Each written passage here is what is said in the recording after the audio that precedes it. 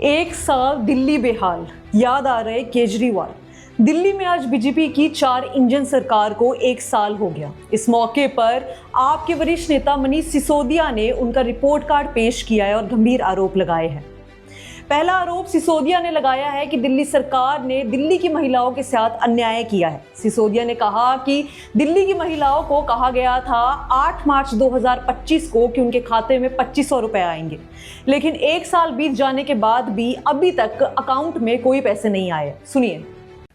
चुनाव से पहले प्रधानमंत्री मोदी जी ने दिल्ली की आधी आबादी को गारंटी दी थी और यह कह के गारंटी दी थी कि यह मोदी की गारंटी है। 8 मार्च 2025 से आपके खातों में 2100 रुपए आने लगेंगे। 2500 रुपए आने लगेंगे। 8 मार्च 2025 से दिल्ली की महिलाओं के खातों में 2500 रुपए आने लगेंगे हर महीने। ये प्रधानमंत्री मोदी जी ने चुनाव से पहले अपनी सारी रैलियों में बोला था और बोला था बहनों यकीन रखना ये मोदी की गारंटी है। 8 मार्च को 9 मार्च नहीं होने दूंगा।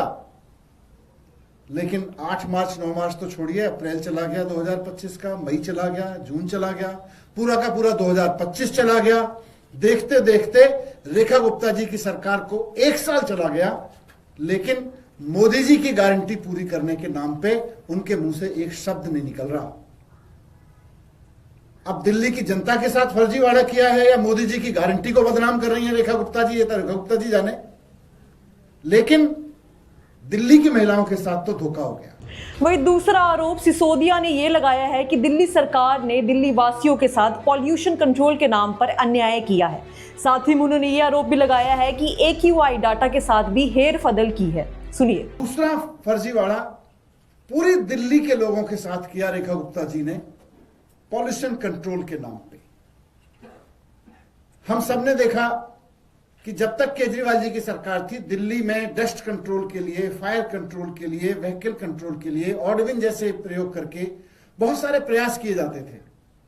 लेकिन इस बार बीजेपी की सरकार हाथ पे हाथ रख के बैठी रही और पूरे देश और पूरी दुनिया में सबसे खराब AQI दिल्ली ने इस बार झेला।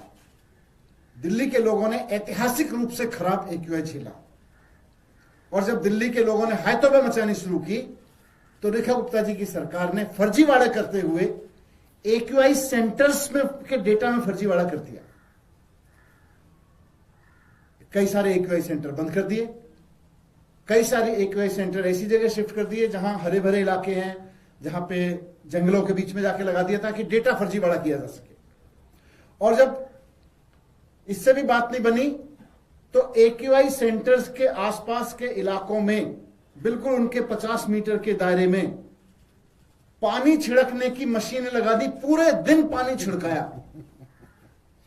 यह फर्जीवाड़ा दिल्ली के लोगों ने देखा। वही तीसरा गंभीर आरोप सिसोदिया ने यह लगाया है कि दिल्ली सरकार ने मिडिल क्लास वालों के साथ अन्याय किया है, स्पेशली उन लोगों के साथ जिनके बच्चे प्राइवेट स्कूलों में पढ़ते हैं। फीस बढ़ा दी गई है और जो और दिक्कतें थी उनका समाधान भी नहीं निकाला गया है। सुनिए। दिल्ली के मैं कहूंगा मिडिल क्लास के साथ बहुत बुरी तरीके से किया रेखा गुप्ता जी की सरकार ने, उन मिडिल क्लास के लोगों के साथ जिनके बच्चे प्राइवेट स्कूलों में पढ़ते हैं।